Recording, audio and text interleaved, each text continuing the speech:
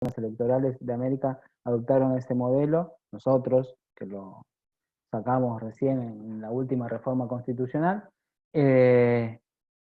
pero lo más federal, eso de más federal, un poco lo vamos a discutir.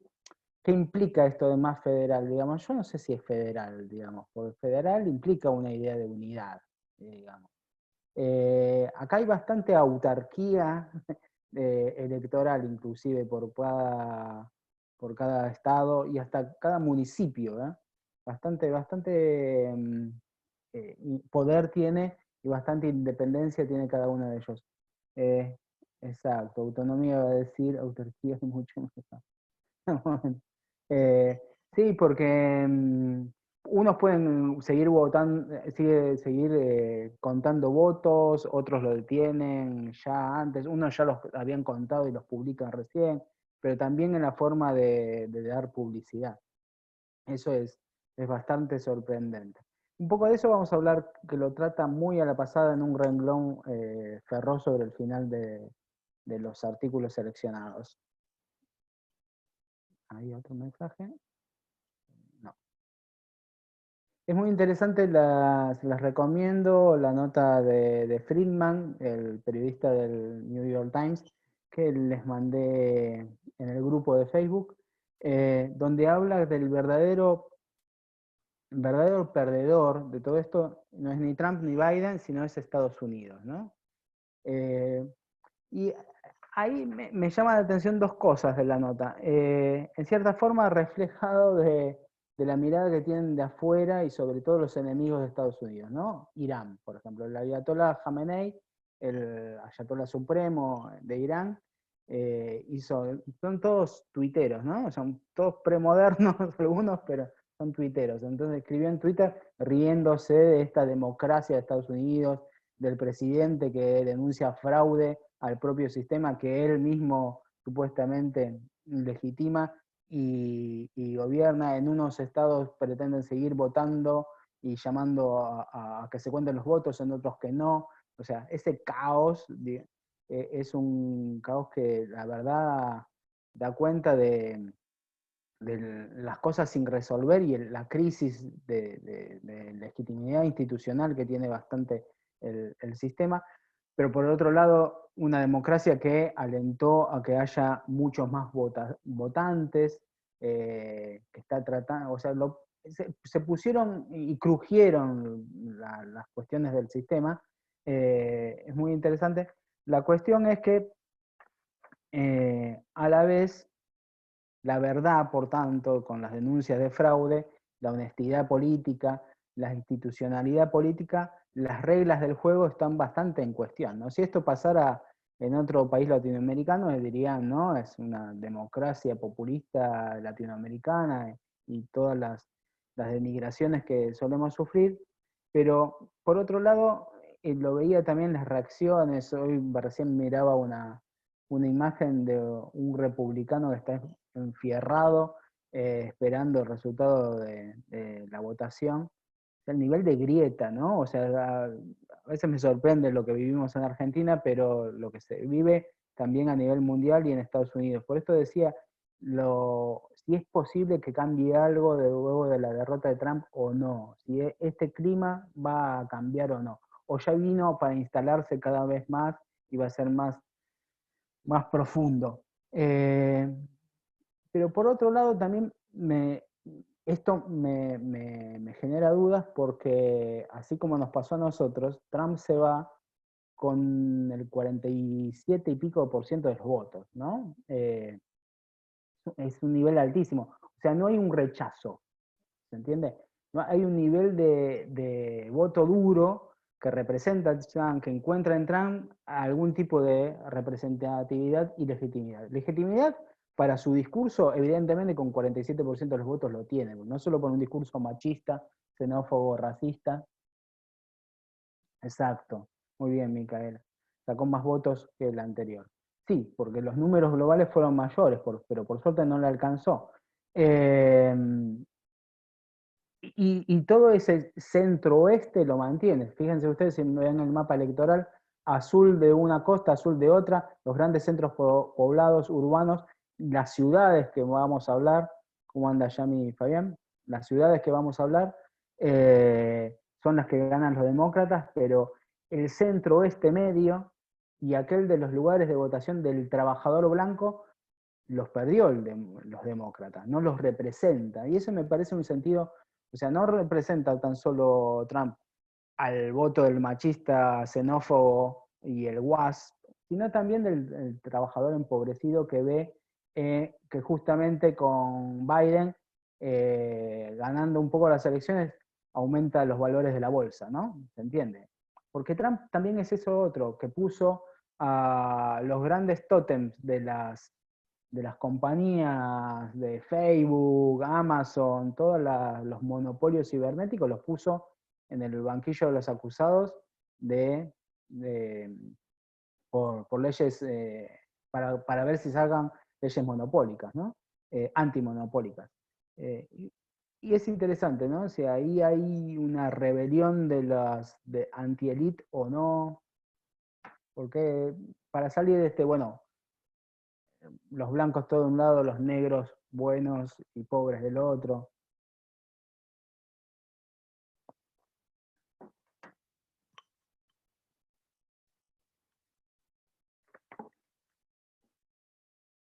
No sé si hay algún comentario más.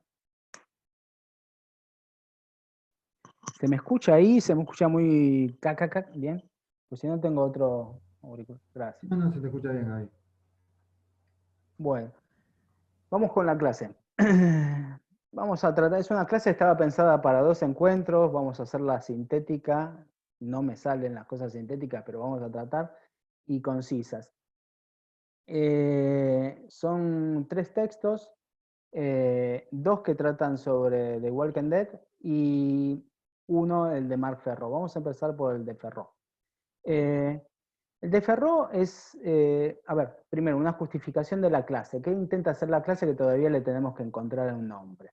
Hemos hablado de Rusia, le hemos dedicado a largo tiempo a Rusia, Europa del Este, le hemos dedicado prácticamente toda la materia a Europa en general y a Occidente, pero no hemos tratado Estados Unidos en particular cuando es la potencia dominante de hace más de 70 años. Entonces, no existe, tenemos una materia de España en Joaquín, pero no tenemos una materia de Estados Unidos. ¿Cómo puede ser, digamos, no? O sea, esta idea de la España madre patria, etcétera, pero bueno, ¿cuál es nuestra madre patria hoy, digamos, no? Entonces, me parece que es necesario estudiar sí, hay que actualizar los planes. A veces se actualizan y ahí la corporación docente un poco, yo me siento apelada de no nos muevan nada. Pasa. Expectativas y hacia, exacto. Pasa en todos lados, hasta en las mejores familias. Entonces, parece que tenemos que estudiar un poco a las potencias enemigas, a la vez porque estamos cruzados por sus formas de representación, todos la industria del entretenimiento y el consumo cultural está guiado por los consumos americanos, ¿no? Norteamericanos, y por tanto me parece que es necesario verlo. Una forma de entrarle a la historia de Estados Unidos es ver justamente sus construcciones culturales cómo reflejan su propia historia. Y la forma de enseñanza de Estados Unidos. O sea, yo tenía ganas de meter aparte el texto de Ferro, que es cómo se cuenta la historia a los niños del mundo, ¿no? Es el libro, para meternos un poco y reflexionar siempre sobre nuestra disciplina, la forma de enseñanza, ¿no? Y es muy diverso, es muy bueno el libro, se los recomiendo. No sé si lo conocen a Ferro, lo vi bien en Asia. Bien, perfecto, Mariano. En Asia con María Eugenia, ¿no? Creo. Yo lo tengo, sí, Arduino. Me hizo recordar a María Eugenia. Volvemos. Este historiador francés de la Escuela de los Anales, Max Bloch, su maestro y alma inspiradora, que a la vez le dijo, dedicate a hacer historia, no veas tanto cine, o al final justamente su tesis doctoral fue, y es muy interesante, es justamente las formas en que se representa y se construye, más que se representa, cómo se puede ver el proceso revolucionario ruso a partir del cine ruso, ¿no?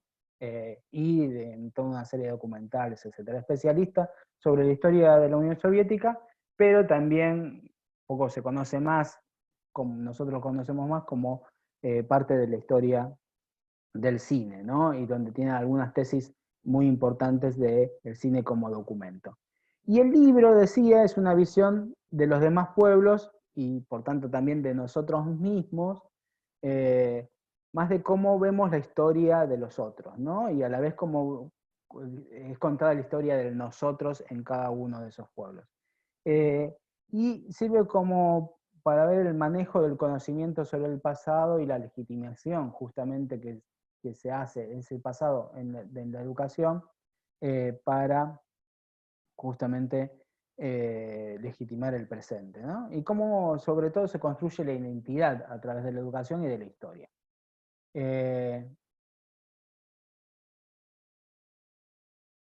A ver, lo interesante es que el autor no intenta establecer una verdad, sino muestra cómo es, a través de cómo se construyen esas imágenes del pasado para cada sociedad. Nosotros hemos elegido del capítulo Historia Blanca en Deconstrucción, los Estados Unidos de América,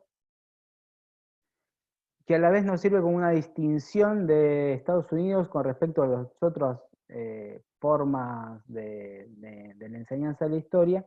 Hemos elegido 4 secciones, ¿sí? En la historia es los Estados Unidos, la historia y el mito nacieron juntos, en los Estados Unidos la nota y el mito nacieron juntos, el retorno, no, esto me falta uno.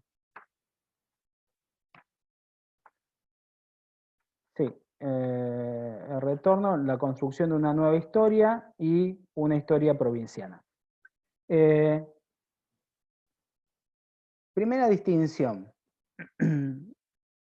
Esta cuestión del mito con la historia nacen juntos. Estados Unidos se representa a sí mismo como a partir de la diferencia con 2 alteridades. Una, que en realidad una es la continuación de otra, ¿no? O sea, es principalmente la alteridad mayor es la vieja Europa. Tierra de guerras, conflictos, de las cuales los colonos americanos huyen, ¿no? Dejando atrás, por tanto, toda la historia para construir una vida nueva en un nuevo paraíso. Por tanto, ahí se rompe, hay una ruptura, no hay herencia entre uno y otro, y a la vez hay una ruptura también con lo que representa de esa vieja Europa que venga a América, que es Latinoamérica, ¿sí? Por tanto, hay una ruptura ahí con esta representación de Latinoamérica como continuidad del medievo europeo, con la Inquisición y la opresión religiosa de la Iglesia Católica, y todo eso una contraposición con ¿qué? Con el espíritu de empresa y la libertad, ¿no? Que justamente no hubo en América porque tenían todo a disposición, tenían el oro y la plata ahí a mano y por tanto eso no alentó el espíritu emprendedor de los duros colonos que la sufrieron y tuvieron que hacer la América. Es justamente este relato de los Estados Unidos va a ser el original, ¿no? Que va a durar hasta, dice, un momento de ruptura, un primer momento de ruptura, que es con la Gran Guerra, y luego va a haber otro momento de ruptura de un relato histórico que va a ser justamente en los 70, hasta nuestros días. Bueno, ¿cuáles son los rasgos de esta mito-historia primaria? Esta construcción en oposición que decía antes, ¿sí? Que lleva inclusive a pensar que están opuestas la América, ¿no? Los Estados Unidos, que los propios aborígenes americanos eran diferentes al resto de los aborígenes, eran parte de las 12 tribus judías perdidas en el desierto, se llega a pensar así. Y justamente, y es tan diferente que Estados Unidos de América, o en realidad Norteamérica, no la descubrió Colón, sino que ya había sido descubierta por los vikingos, todo, ¿no? O sea, esta cuestión de la excepcionalidad americana, bueno, está totalmente presente a lo largo de una idea central de pueblo elegido también, ¿no? Como pueblo único, etc. Hay una mixtura y una relectura justamente por la particularidad y fuerte presencia que se ve hasta el día de hoy de los evangelistas, con la idea justamente de cruzar la historia americana con el Talmud, o sea, con el Antiguo Testamento y los textos bíblicos, ¿no? Bueno, y es esta idea, ¿no? La tierra como una tierra de providencia, de paraíso, de océano a océano, donde justamente el individuo va a lograr su plenitud justamente a partir de la libertad y con la garantía de una república unida y segura. Los orígenes justamente de esta historia de las ex colonias británicas nos enseña justamente siempre una fuerte dosis moral, señala ahí el autor, la idea de juicios morales e historia sagrada en la exposición de los hechos. Un segundo momento de la historia, este justamente que viene a cuenta de los efectos de la Gran Guerra, que es la necesidad de la clase dominante estadounidense de hacer cuenta con una nueva realidad americana que es la del melting pot, ¿no? Que lo van a llamar así. Y no que es este guiso americano, que es justamente la forma de representación, este guiso americano donde todas las culturas migrantes vienen, dejan todo su ser europeo atrás y vienen a Estados Unidos y se va a conformar ese gran guiso de crisol de culturas y de razas, inclusive se hablaba así, para crear un nuevo ser que es el americano, ¿sí? Donde a la vez van a dejar atrás, como decía, todos sus pasados, y de buena gana, porque justamente los migrantes que iban a América, iban con el espíritu de emprender una nueva vida, ¿no? Y en esta forma hay una unidad de sentido entre la clase dominante estadounidense blanca, que a la vez va a buscar homogeneizar a la población bajo esta idea, ¿no? De que Estados Unidos es la tierra de las posibilidades y todos vamos a encontrar un lugar bajo el sol. Versión yankee del crisol de razas argentino de fines del siglo XIX. Sí, es una idea bastante también presentes en nuestra cultura tano-argentina, ¿no? De la familia Victory y todos, hay un poco de cada cosa, donde obviamente la mucama era paraguaya, pero o del interior, pero el tano de clase media, de pequeña empresa, ¿no? Era el que dirigía, bueno, de esas cosas. Es interesante inclusive el que el autor de esta idea es un inmigrante ruso, sionista, debe ser, que es Israel Zangwill, ¿no? Famoso para la historia del sionismo. Y justamente Estados Unidos como lugar de refugio, de libertad para los oprimidos y perseguidos y desfavorecidos del mundo. Esta historia justamente viene a romper una forma de relatar la historia de Estados Unidos que se había hecho en ese momento, que era el lugar del paraíso, pero a la vez jalonado por conflictos entre los padres fundadores, en conflictos distintos. Ahora pasa en esta idea de homogeneidad de crisol a heterogéneo a homogéneo, donde los conflictos se dejan de lado para poner en la primacía lo que nos une, ¿no? Esta cuestión, y que todo aquel que quiera justamente poner en discusión esta homogeneidad es catalogado de antiamericano y expulsado de la sociedad. Y esta historia que nos une pasa a ser justamente una historia política, donde las causas, ¿sí?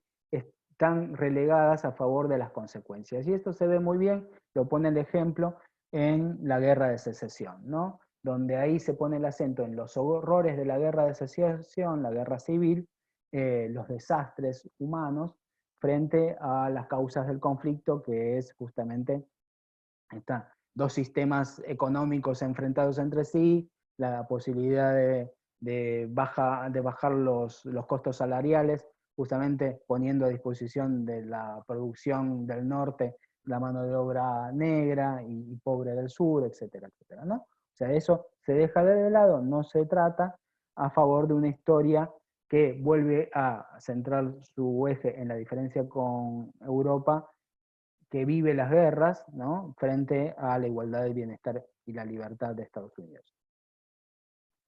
Y en el cine se va a ver esto reflejado también en el reflejo de la unidad, la familia, la buena vecindad, frente a un conflicto que va a ser los que no son parte de la nación, los indios y los malhechores, la mafia.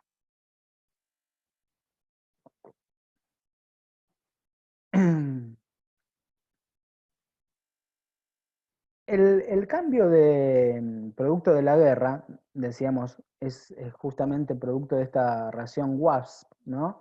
WASP, WASP, White Anglo-Saxon Protestant, ¿no? Que es justamente la clase dominante, lo que decíamos recién, que se hace el cálculo que en 2040 ya va a ser tan solo el 47-46% de la población norteamericana, y esto es un exacto, Yamil, va a ser una crisis, ¿no? Donde justamente lo multicultural, lo pluricultural, lo diferente pasa a ser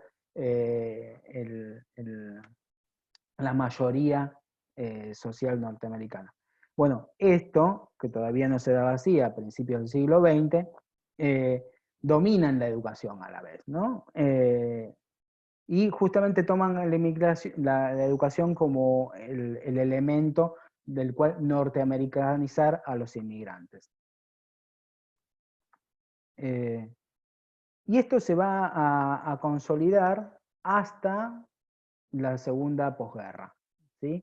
La segunda posguerra va a empezar a verse algunos rasgos discursivos diferentes a este melting pot, y esto lo empiezan a hacer justamente los cambios de representación, por ejemplo, sobre los negros, que pasan de ser representados de aquellos que son explotados en las imágenes de los textos escolares, explotados en las algodoneras del sur, ¿no?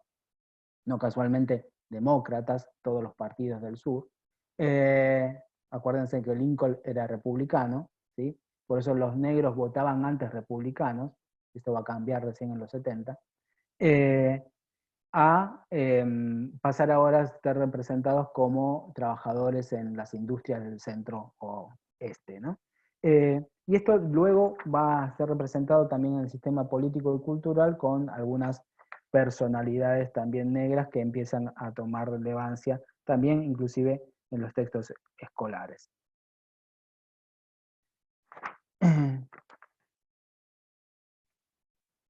Decía, esto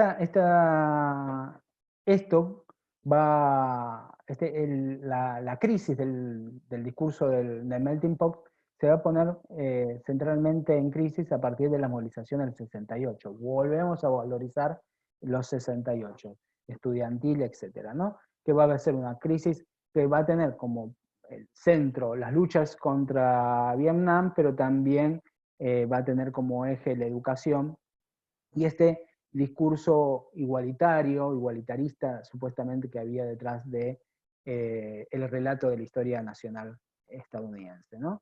Justamente en Vietnam, cuando se pone en evidencia los distintos lugares que ocupaban el ejército, tanto negros como latinos, la cuestión justamente del conflicto social creyendo, etc.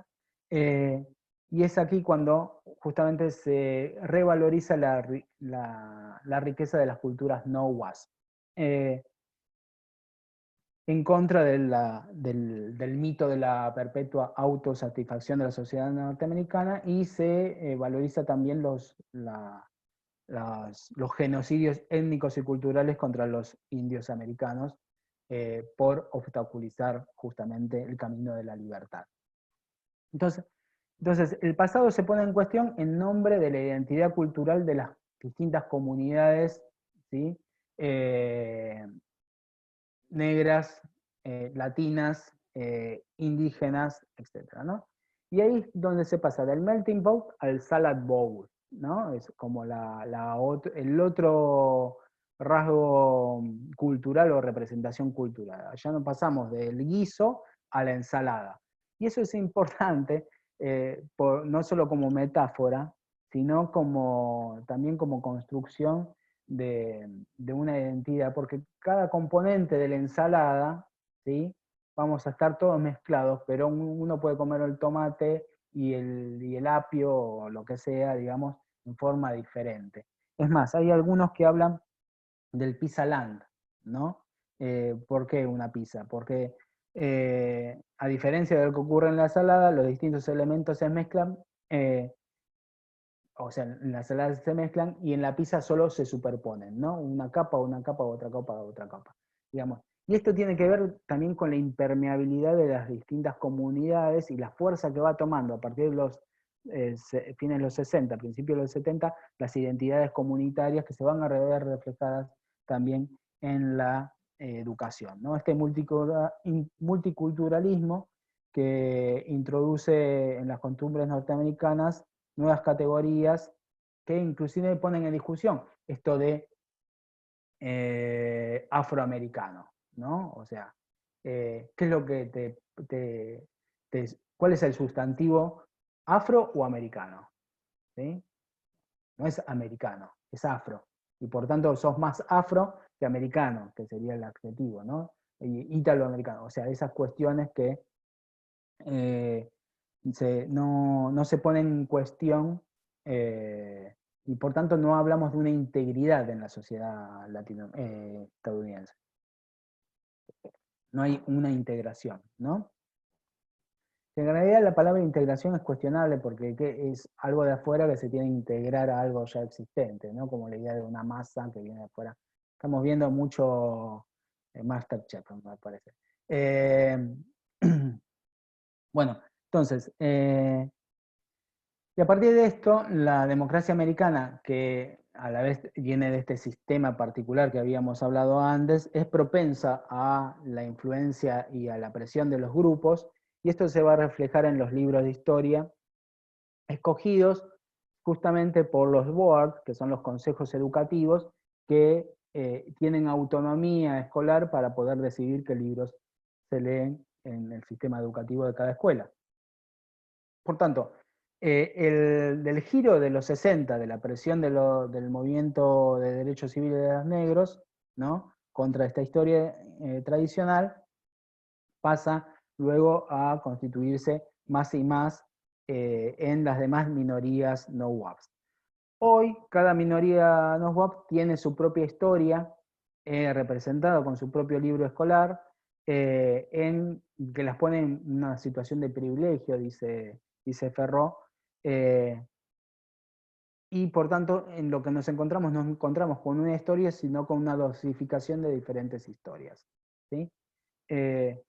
Obviamente que no todo grupo tiene su nivel de revalorización cultural y social e histórica como tuvo justamente los negros para la construcción de la historia de Estados Unidos. Por ejemplo, los indígenas son los más relegados dentro de las minorías no WAPs en su lugar en la historia. Pusimos también uno de los apartados del capítulo de Ferró, que es la construcción de una nueva historia, que nos pareció interesante, aunque es un ejemplo que toma Ferró, que él vivenció de una escuela, etcétera, que tiene un método de enseñanza diferente, a partir de la discusión sobre interrogantes. Me pareció interesante porque ustedes tuvieron que hacer un ejercicio de manuales, ¿no? De la construcción de un manual, y él justamente le pone de ejemplo un manual de texto. Ese manual de texto ¿sí?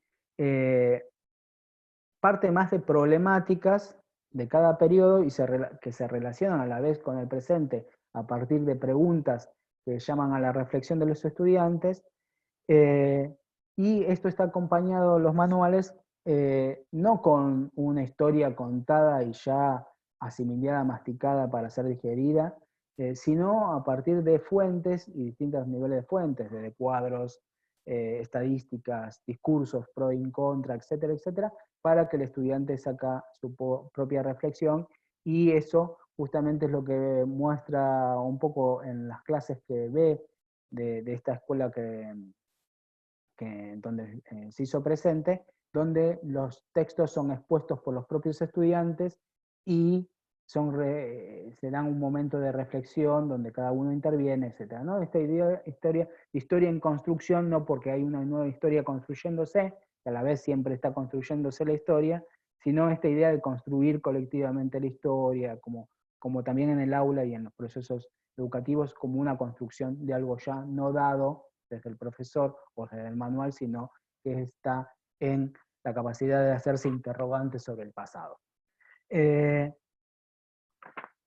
último sección que seleccionamos tiene que ver con esto de historia provinciana, y que dice Ferró categóricamente, que tal vez un poco esto ya lo sepamos, que más allá de la diversidad de contenidos, inclusive de métodos de enseñanzas, hay un rasgo común en todo el sistema educativo, que es el desinterés por la historia no estadounidense, ¿no? O sea, los estadounidenses no ven más allá del marco de del río Bravo hasta los dos océanos y se acabó.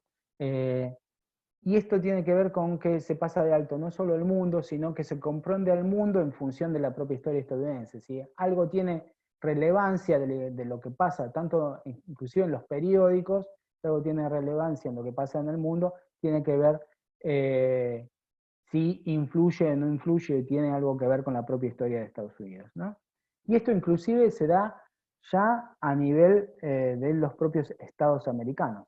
O sea, las radios, canales de televisión e inclusive portales de noticias de cada uno de los estados hablan del propio estado como si fuera una nación y del estado vecino como si fuera otro país, prácticamente, y eso tiene que ver justamente con esto que decíamos de autonomías, autarquías y de pequeñas naciones, que hace justamente a este narcisismo propio estadounidense, lo llama así provocativamente Ferró, narcisismo social, que acompaña un complejo de superioridad frente al resto del mundo, ¿no? Me ha parecido categórico, totalmente acertado también, y que esto se ve en muchas de las producciones culturales estadounidenses, bueno, Superman, ¿no? Que defiende a América, y es parte del mito que se fue construyendo Estados Unidos de sí mismo, que a la vez, como todo lo que pasa en el mundo es contra Estados Unidos, ¿no? Y no puede entender que algo que haga Estados Unidos pueda provocar justamente una reacción semejante, y por qué todos nos detestan, ¿no? Etcétera, ¿no? No se concibe que exista el imperialismo estadounidense. Y a la vez, por último, rescatar este señalamiento también de Ferró, que es el lugar donde mayor distanciamiento, o sea, lo anterior no se repite en todas las otras historias que relevó de forma de enseñanza de la historia, que lo relevó Ferró a lo largo del mundo. Y una cuestión más que no se repite es esta gran diferencia entre los académicos e investigadores especializados con un excelente nivel y alto prestigio, etcétera, de especialización, con la forma simplona, la forma rudimentaria en que se enseña la historia en el sistema educativo, ¿no? Eso me pareció también trascendental.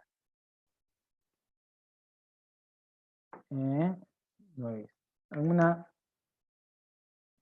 lectura que hayan hecho de Ferró que quieran rescatar?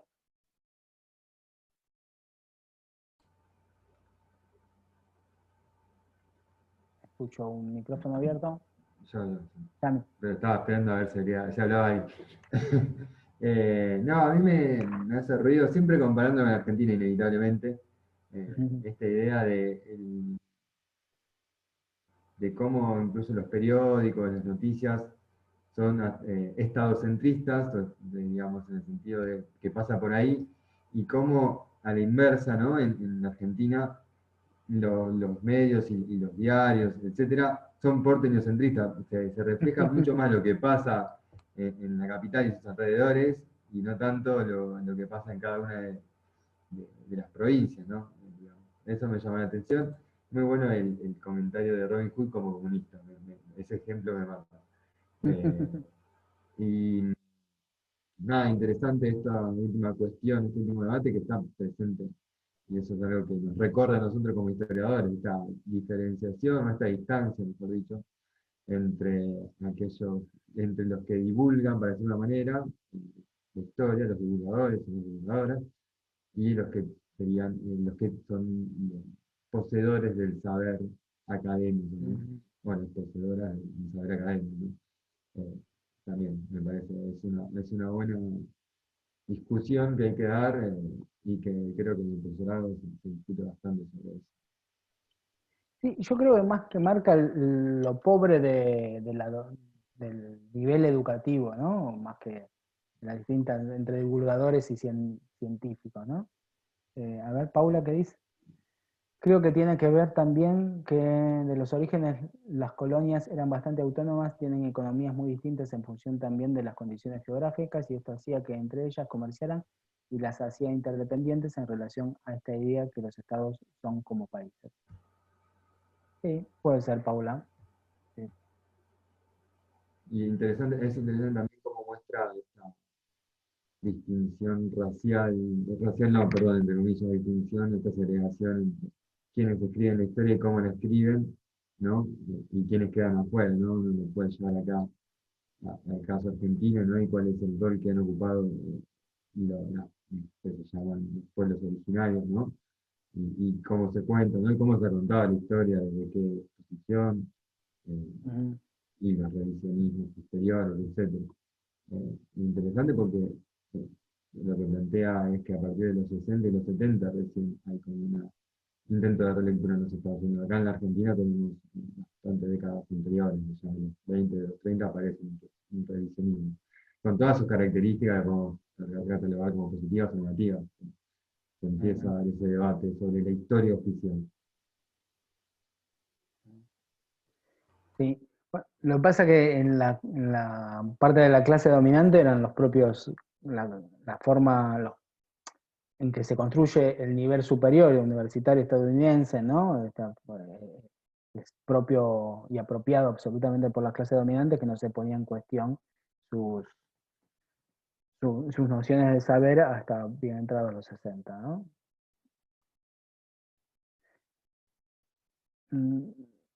Bueno, pasamos a los otros textos, brevemente. A ver, vamos a pasar al de The Walking Dead o la insoportable contemporaneidad del ser, ¿no? El del gallego Antonio Bernardes Sobreira, que lo escribe en Cuadernos del Cómic. Y tomamos digamos, ahora las últimas temporadas cayeron bastante en decadencia de Walking Dead, pero fue un ícono de las series más vistas, ¿no? Allá de hace años, creo que vamos por la temporada 11, no sé cuántas, pero la misma historieta fue un ícono de las historietas. Y es interesante porque a la vez el autor define la serie como una obra profundamente política e imbricada en el ecosistema ideológico y cultural norteamericano. Por esto la hemos elegido, ¿no? Este western posapocalíptico, como una historia de distopía que tanto, por lo menos a mí, me gusta, pero que el objetivo es reconocer algunos aspectos que hacen a la historia de Estados Unidos. Por eso un poco lo traemos como excusa, el western, y esta serie distópica, algunos dicen de ciencia ficción, otros dicen de terror, lo que sea, pero ponemos en discusión, bueno, algunas de las cuestiones tan propias de esta modernidad de la historia de Estados Unidos, y hoy podemos decir también de nuestra realidad más absoluta y presente, la cuestión de la epidemia, ¿no? También como para poner en discusión qué es lo que se dio a cuenta, qué es lo que reveló también la pandemia, que puso en evidencia, cuáles son los temores que se viven, y que un poco se jugó con eso al principio, pero también que existen. Es interesante que justamente tiene un contexto de producción que es el 11 de septiembre, ¿no? En Estados Unidos, que a la vez fue, a partir del 11 de septiembre, se dio todo un boom de las producciones post-apocalípticas, pero que justamente The Walking Dead lo que tiene en particular que se inscribe dentro de un relato reaccionario, ¿no? El tipo que lo escribió, el original, el cómics, que después fue llevado no exactamente a la serie televisiva, es un reaccionario hecho y derecho, que desplaza los conflictos de clase, ¿no? Que podían estar en las primeras producciones de zombies, del género zombie. El género zombie tiene su trayectoria, viene desde las películas de los 20 sobre el vudú, cuestiones justamente sobre el dominio corporal del otro, etc. Pero en los 80 pone el centro George Romero con la noche de los zombies, del ataque de zombies, ¿cómo era, Fabi? Bueno, que es esta del centro comercial, ¿no? Que se quedan encerrados, que tiene un discurso progre, tiene un discurso... ¿eh? No, ¿Cómo, no, Fabi? digo fue la primera, pero hubo Sí, toda una saga. sí. Este, Night of, no, no soy tan fan del género, pero Ujú. La Noche de los Muertos Vivos fue la primera y después Noche hubo de los toda una Muertos. serie Exacto. de centros comerciales Que así todas un poco, las distintas películas de Romero hacen una crítica a la sociedad de consumo capitalista. Es más, la última, los zombies toman conciencia y el que dirige a los zombies es un trabajador con un mono azul contra una ciudad de ricos, ¿no? Entonces, hay toda una cuestión ahí. Bueno, este autor, no, digamos, ¿no? No es así, pero a la vez es el que más refleja la realidad y la historia norteamericana, a partir de metáforas políticas sobre el biopoder, sobre el consumismo, etc. Pero centralmente la fuerza está en la crisis de valores del cual habla la serie. Entonces, al igual que el otro texto, el de Julia Round, eh, los zombies son parte del paisaje, digamos, son parte del contexto, están ahí, ¿no? Pero no son los protagonistas de la serie. Es una serie sobre zombies, sí, el trasfondo, digamos, en realidad el conflicto lo tienen los supervivientes. Y el centro es la imposibilidad de la cooperación entre justamente ellos, entre los vivos. El problema son los vivos, no son los muertos, ¿no? Y justamente la gran cuestión es cómo nos muestra rincones oscuros de la existencia humana, de lo que somos capaces, estos personajes de la serie, que también es esta melting pot, ¿no? Es un poco esto también que está reflejado, esta diversidad, y el bueno, quien es Rick, el blanco policía del sudeste, ¿no? Eso está claro, ¿no? Meten a otro blanco, medio metal trash, Daryl, ¿no? White Dark, pero que en sí los blancos son buenos en general. Eh, y volvemos a esta idea del paisaje. El paisaje, eh, si hay una cuestión metafórica, es el paisaje mismo, ¿no? Acordémonos de las pinturas del Renacimiento, las pinturas de la Ilustración, el paisaje como un lugar bucólico, idílico, donde justamente lo que hay es ausencia de conflicto, ¿no? Bueno, el paisaje de Walking Dead es el paisaje del bosco, dice el autor, es el paisaje que inspira infiernos no solo metafóricos, sino infiernos muy reales, ¿no? Es el infierno que nos puede hacer recordar la Europa inmediatamente de la posguerra, la Europa del 45, una Europa destruida, devastada. Nos pueden acercar a paisajes más propios nuestros, como pueden ser los del conurbano. Hay una página que se llama The Walking Dead Conurbans, se las recomiendo, donde tiene justamente una recorrida y una mirada del conurbano posapocalíptica de Walking con Urban, exacto, Gastón. Que lo que también justamente un poco hace cuenta de esto, no es solo la Europa de posguerra, aquella donde los más violentos o los más fuertes se apropian de los pocos bienes y recursos que hay, de la escasez de alimentos, sino también la imagen de la ciudad moderna, la ciudad del paisaje, de lo que quedó del neoliberalismo, ¿sí? Y es un poco justamente eso también lo que viene a cuenta, a dar cuenta de la cuestión del paisaje, ¿no? Pero el autor toma esta idea justamente de este post-apocalipsis como el caos, pero un caos que trae oportunidad, porque lo que está en discusión en sí, en toda película o en toda serie post-apocalíptica distópica, es la sociedad que vamos a construir. ¿Quiénes somos los que quedamos? ¿Cuál es nuestra condición moral, ética, moral? ¿Cuál es nuestro conjunto de valores? Y cómo vamos a volcar eso en los cimientos de una nueva civilización, ¿no? Eso es lo que está en discusión, y eso se pone en discusión a lo largo de toda la serie, y pasando de forma social histórica de una a otra, ¿no? Desde la comunidad, en la primera temporada, la comunidad primitiva, digamos así, la de Morgan, la de Engels, el comunismo primitivo. Pasamos luego a la sociedad feudal, para pasar luego al despotismo ilustrado, y así lo vamos a ver cada una de las temporadas, cómo están en juego los sistemas políticos modernos, ¿no? Hay como una progresión de disputa. Pero bueno, ¿qué es lo que dice el autor en cuanto a lo que entiende el escritor de Walking Dead como oportunidad? Oportunidad como retorno a lo primitivo, a lo original, a lo auténtico antes del capitalismo o anticapitalista, ¿no? No porque sea socialista, no pensando que justamente la sociedad capitalista moderna está enferma. ¿Y cuál es la mejor enfermedad?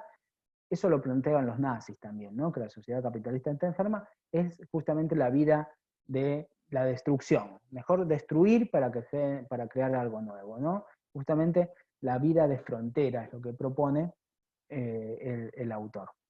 Este estado de primitivismo que nos lleva a la vez a la lucha por los liderazgos, la lucha por los bienes, la lucha por las mujeres, la lucha por los espacios, la lucha por la supervivencia, pero que a la vez en esa lucha se va encontrando un sentido de comunidad frente a lo rutinario, no vital de la vida moderna capitalista, ¿no? Ahí Negan, por ejemplo, eso lo refiere cuando habla en su biografía de quién era él, como un bancario aburrido con una mujer, y ahora se encuentra todo su verdadero ser, ¿no? Negan, uno de los últimos malvados de la serie, aquel del bate de béisbol.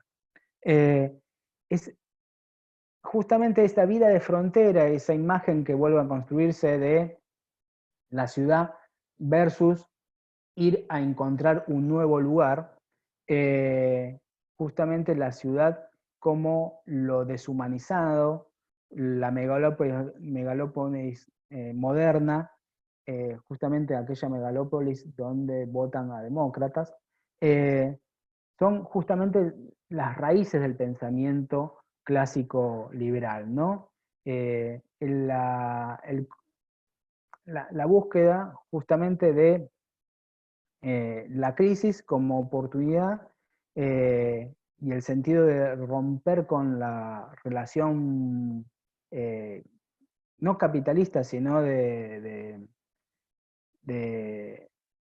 falta justamente de esta seguridad como una cuestión central para el impulso a que surjan nuevos valores y nuevas formas de vida.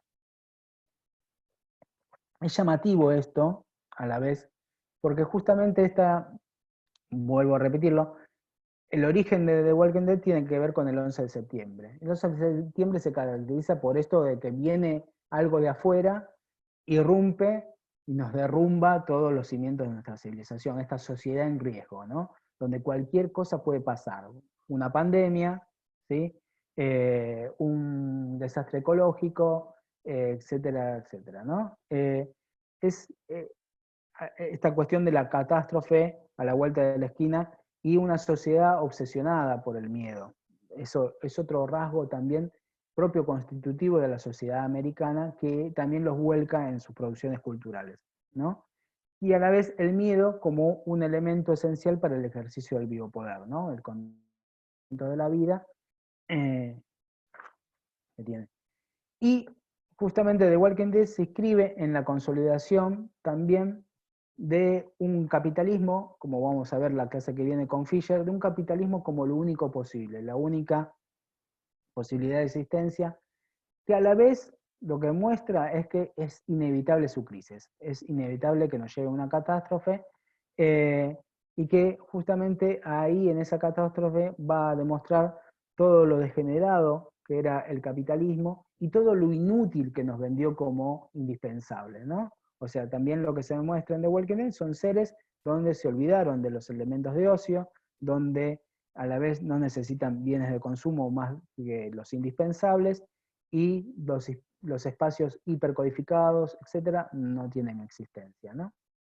Y esta megalópolis que hablaba, justamente Atlanta, como en la imagen de Dick yendo en caballo, ¿no? Justamente un elemento bien yankee, pero bien centroamericano, a la megalópolis, en Soledad, ¿no? Esta ciudad posbélica, en realidad nos habla más de los barrios populares del neoliberalismo, y no es nada casual que sea Atlanta, porque es justamente Atlanta junto con Detroit, de las ciudades que nos hablaba Ezequiel en su clase, las ciudades donde sufrieron peor las condiciones de la avanzada desindustrializadora.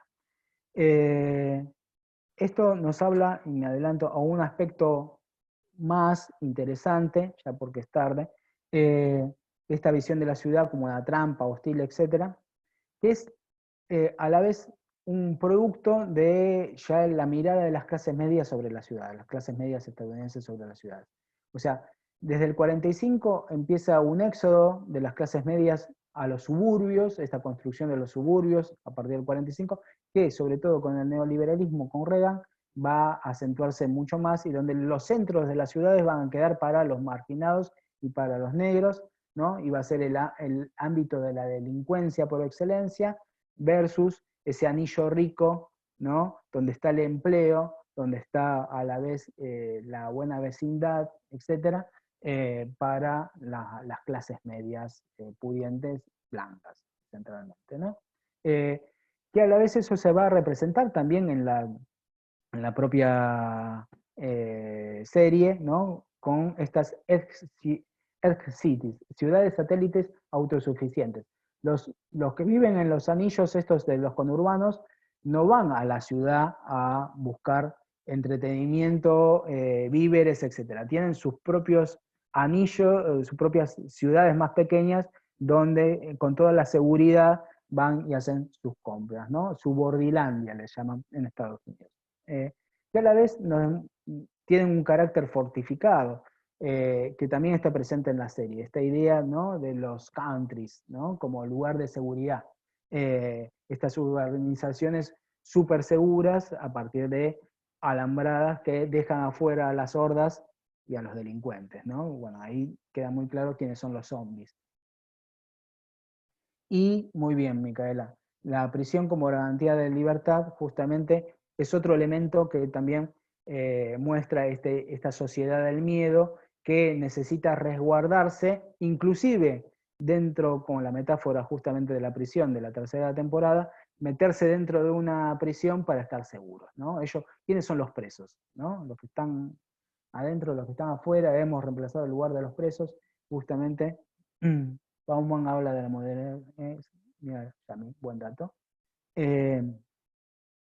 Justamente eso también lo toma el autor como una demostración de esta sociedad. Cierro con hay muchas más cosas, ¿no? De que se pueden ver en la serie, etcétera, inclusive que toman los autores.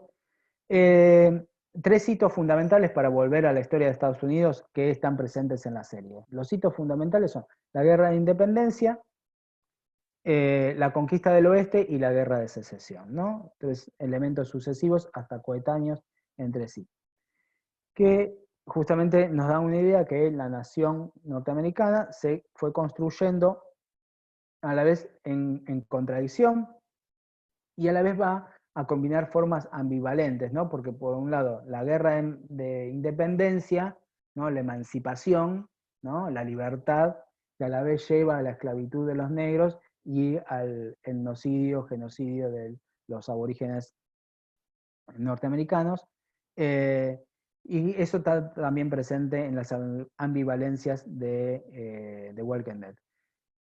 Dice, justamente, está presente esto que mencionaba antes, las ambivalencias de los padres fundadores, Rick, que es el protagonista de la serie, como el bueno, el inmaculado, el versus a los demás, el que defiende la comunidad, etc., versus el gobernador o versus Negan, que son los corruptos, la primacía del interés privado, ¿no? Los Trump, digamos, ¿no? El poder por el fin mismo y el mismo sentido del poder.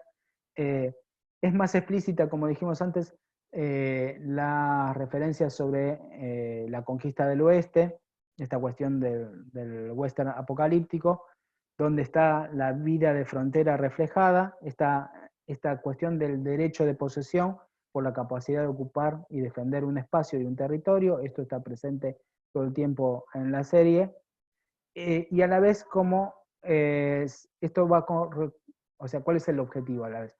La búsqueda de llegar a un territorio para conquistar este territorio, para imponer ahí la libertad de la propiedad y a la vez este sueño milenarista tan de Babi Echecopar de la ciudadanía armada que coloniza un territorio virgen, convirtiéndolo a la vez en un lugar de virtud, ¿no? Porque si hay algo en la serie que caracteriza a todos los contrincantes que se van encontrando esta comunidad dirigida por Rick, es que ellos son los buenos frente a los malos. O constantemente se va justificando por qué nosotros los buenos sobre los malos, ¿no? Y eso es un poco el eje del otro texto, cómo somos lo que hacemos y a la vez no es porque lo tenía que hacer, sino es porque lo elegí hacer, ¿no? Es justamente la justificación existencialista de la autenticidad cuando elegimos nuestro propio camino, inclusive dejando atrás lo que hemos sido, ¿no? Porque también eso es lo que le pasa a todos los personajes de la serie, no están condicionados, digamos, no somos lo que hicimos, sino lo que hacemos con lo que hicimos, ¿no? Y a la vez a la vez emprendemos siempre un nuevo camino y en eso nos justificamos, ¿no? Nos vamos construyendo. Una cuestión presente con esto es la idea de la doctrina del destino manifiesto, con esto no, con lo del lejano oeste. No sé si conocen esta doctrina, pero un poco está la cuestión de esta idea del pueblo elegido, el pueblo elegido norteamericano, por sus virtudes, ¿no? Frente a una Europa que a la vez tiene este destino de grandeza manifiesto inscrito en su ser, en su esencia, y que lo va desplegando en su historia, sobre todo en la conquista del oeste, contra lo salvaje, contra lo impuro, etc., ¿no?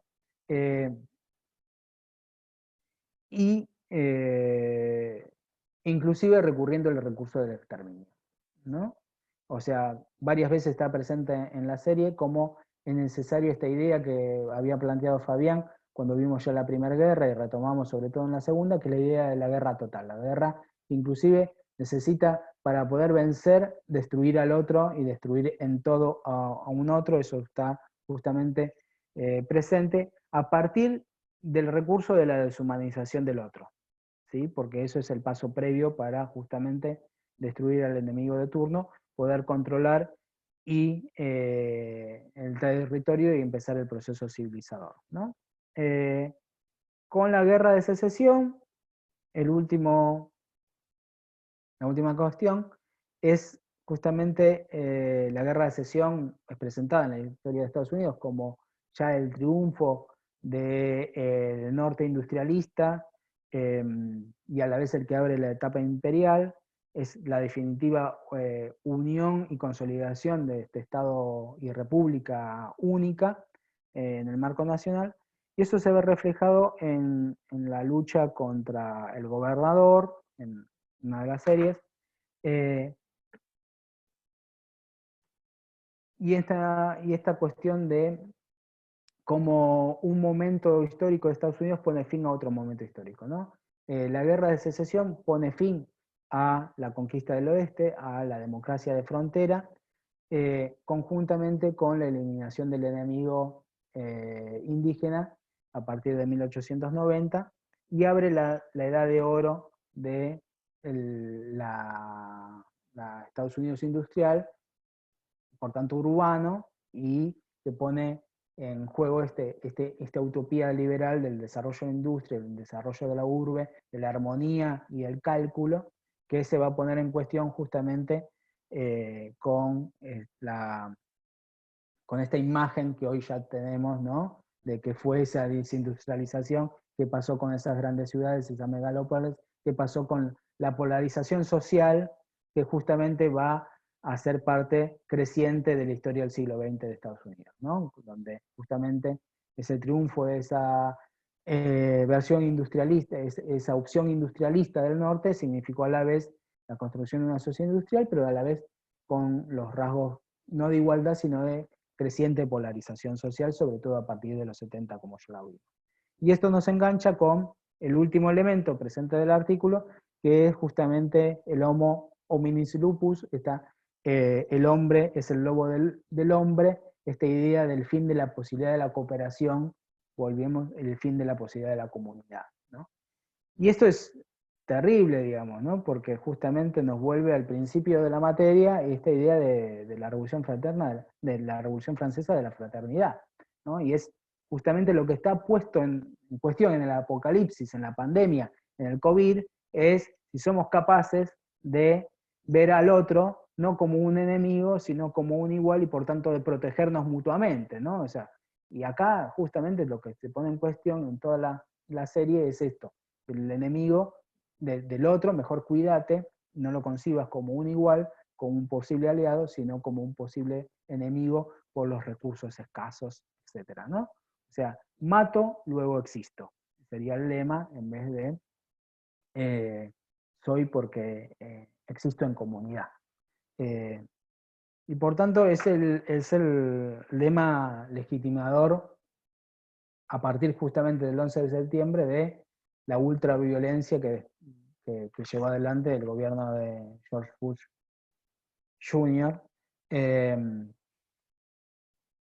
Y el relato de el bien contra el mal se transforma, ¿sí?, en esta zona de grises en cual los buenos son buenos, pero tienen sus consecuencias esta lucha por la libertad y la supervivencia. Digamos, es el reflejo posmoderno de las paradojas posmodernas, ¿no?, del fin de la sociedad, el progreso y la crisis de valores, ¿no?, propios de la Ilustración que venimos relatando. Un poco, esta es la acotada y ultra rápida síntesis de los textos. Si alguien quiere comentar algo más, una reflexión. No me cuenten la última temporada, todavía no la terminé de ver. Lo que está bueno de esta clase es que por fin llegamos, comentario interno, ¿no? Por fin llegamos a este texto que nunca llegamos, ¿no? También. Y me hace pensar de que hubiera estado bueno llegar en la época de que esta serie estaba más arriba, digamos, ¿no? Mejor, porque vos contaste, yo no la veo, pero contaste que está como medio caída. Y bueno, llegamos justamente con este texto en el momento que la serie está un poco... pero bueno, es interesante la idea del fenómeno zombie, hay toda una, digamos, una cultura zombie bastante que me pasa un poco de largo a mí, pero sí, hay todo un fanatismo con eso con esa cultura de los zombies. La primera vez que escucho la explicación del texto y está bastante bien. Ahí en el abasto habrás visto cada zombie también. Hay de todo, hay de todo. Yo también igual estoy igual que Fabi, no consumo nada sobre el mundo zombie, nada, absolutamente, estoy totalmente alejado y ajeno. Pero está bueno el análisis, ¿no? Para tomar estas puntas que señaló Gaby sobre estos artículos y que nos dan pie un poco al último tema del año y a los temas que toca Fisher, ¿no? Eh, Está bueno esto de de la mirada sobre el otro y ahora en este contexto de pandemia y todo lo que significó, ¿no? Esta idea del cuidado, ¿no? De cómo, de las respuestas, como debían ser, individuales, comunitarias, ¿no? Había una pintada que había surgido al principio de la cuarentena que decía la vacuna somos todos, eh, ahí por San Telmo, creo que la foto de la de Telam, ¿no? ¿Y en qué quedó, no? Todo eso, esa mirada un poco romántica, ¿no? Quedó todo, ¿no? Han pasado tantas cosas en todo este tiempo. Es impresionante, es impresionante. Pasamos de hacer la vacuna todos a la anticuarentena en el Sí, breve lapso de 2 o 3 meses. Ya hay marcha contra la vacuna. Y ya sí, hay marcha contra la vacuna rusa, muy había bien. que va a venir eso. Escuché una serie muy buena que por ahí sea más contemporánea quizás o de más actualidad. No sé si escuché una vez, se llama El Colapso o algo así, una serie francesa. Hay un artículo de una nota en la revista anfibia de Darío Sanrahayber sobre la serie esa. Y también habla como que de un día a otro esto se va a la mierda, pero no hay zombies, hay otras cosas, pero también me la recomendaron y aprovecho para acá. Pero ahí comenta algo La del avión. Gastón. La del El avión. avión, la de un avión que que el sol se apaga y no sé qué sucede ahí, que tienen que escapar. Puede ser, no Es sé, francesa, sí, sí. nada, porque la busqué por todo lado y no es fácil de encontrar. Obviamente en Netflix no está. Entonces no Pero. es la que digo yo, porque la que digo yo está en Netflix. No, esta no es tan Entonces fácil no. de encontrar, por eso. Pero tiene muy buenas críticas, por eso la voy a buscar, a ver en algún sitio pirata. Después voy a escribir el nombre a ver si lo encontramos. Nombre, si tengo el nombre en francés, la pongo acá. Ujú. No, a mí una cuestión sobre el género. Ya el género me pudrió porque llegó a todos lados. O sea, si vieron, para entretenerse un poquito, la última de Netflix que subió sobre la revolución se llama. Ah, Bueno, sí. la revolución francesa, también hay zombies. Eso te iba a Ahora, preguntar tu opinión. un poco demasiado. Malísima, pero bueno, nada, entretenida un poco. Eh, la, no, me parece importante también esta reflexión sobre los zombies,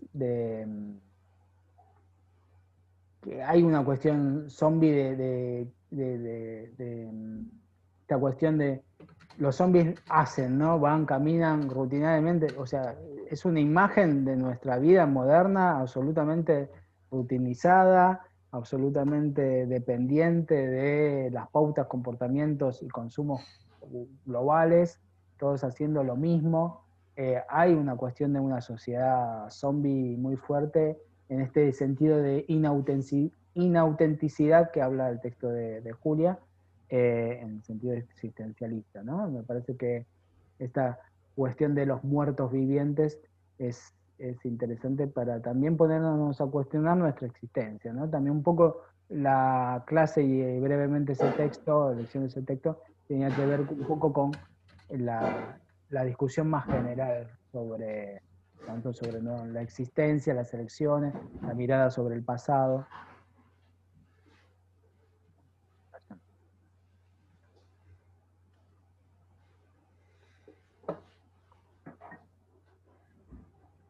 Bueno, antes de el colapso, bien, lo voy a anotar.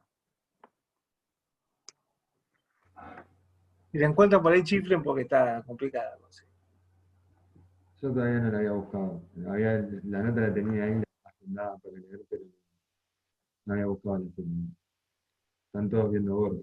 Acordándome que la primera película de zombies, o sea, no sé si hay otra. En realidad la que empieza, digamos, la cultura zombie es La Noche de los Muertos Vivos, ¿no? La de blanco y negro. Y el protagonista es un negro de esa película. Tiene eso de, a diferencia de lo que contaste vos de Walking Dead, donde es un blanco, digamos, el protagonista, en esa película es bastante disruptiva por eso, porque el héroe, digamos, de la película es un negro que termina muerto al final de la película. Y la spoileé un poco, pero y un negro que sufre en su momento, dentro del argumento bastante simple de la película, sufre un poco de la discriminación del resto, ¿no? O sea, de hecho creo que cuando lo matan, porque se había convertido en un, no sé si se había convertido en un zombie, o porque lo confundieron, bueno, dijeron que era negro y entonces obviamente algo malo estaba haciendo, una cosa así. Pero tuvo toda la película peleando contra los zombies negros, impresionante. Me acuerdo de esa, la primera, de los Muertos Vivos. Ahí tiene a Mariano, Soy Leyenda. De Soy Leyenda, quiero rescatar, hay en realidad la de, ¿cómo se llama?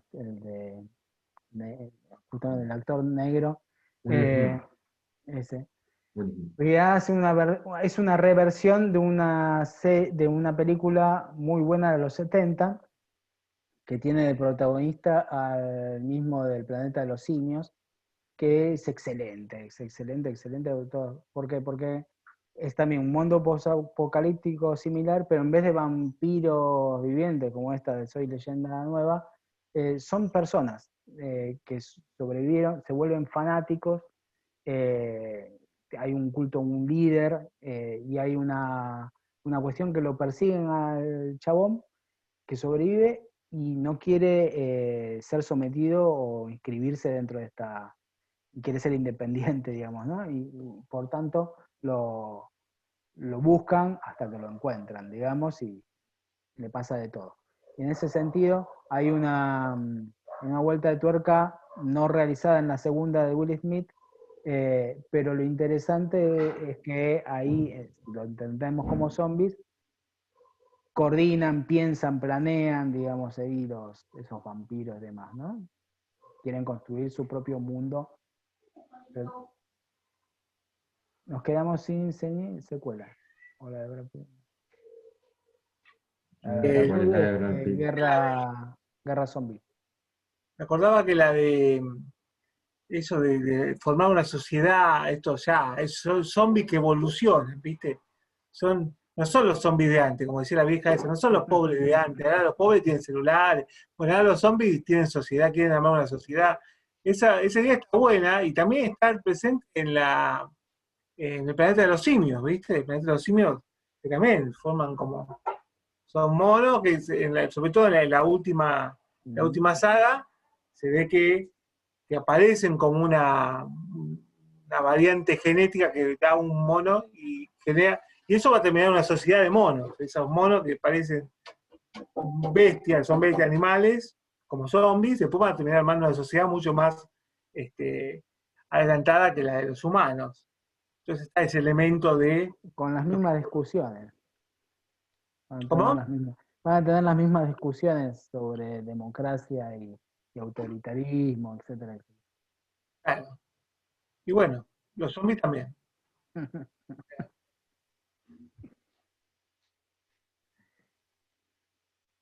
Bueno.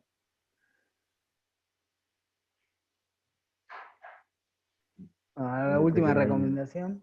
Nos vemos la clase que viene con los textos de Fisher directamente. Bien. No se pierdan. Última clase, va a ser las últimas clases, las últimas semanas.